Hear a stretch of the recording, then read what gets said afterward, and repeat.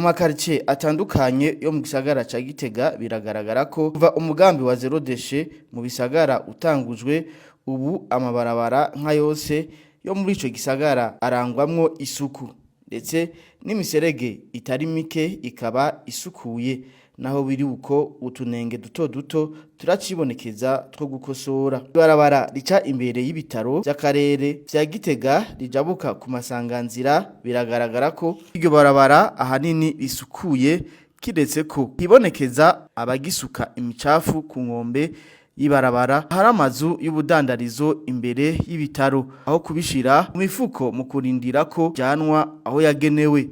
Ivyo biruko mu gihe kandi n'isandugu rusangi yagenewe gutamwo imicafu ngaho nyene yamaze kononekara bisabwa ko isubirizwa cankwe igasanurwa. Ugeze ku masanganizira naho nyene kwibarabara rigana mu ntara ya Karusi twasanze bariko basibura imiserege hamwe n'imihora itwara amazi bigaragara ko yoba yari yazibiwe n'ivu y'inkukura y'imvura. Eka nibarabara bita irya Muyinga n'imiserege yaryo gushika aho bita ku Ngoma Bar bigaragara ko ari barabara risukuye. Muri quartier Nyamugari aho twahashika twasanze amashira hamwe yishinze gutora imicafu y'ibisigazwa by'ibifungurwa byavuye mu mazu ari ku kivi kimwe no muri quartier Magarama na Yoba. Eka no ku isoko nkuru ya Gitega ahahora hakunda kwibonekeza isuku rike ahasanzwe hadandarizwa ibitoki twasanze hasigaye hibonekeza isuku.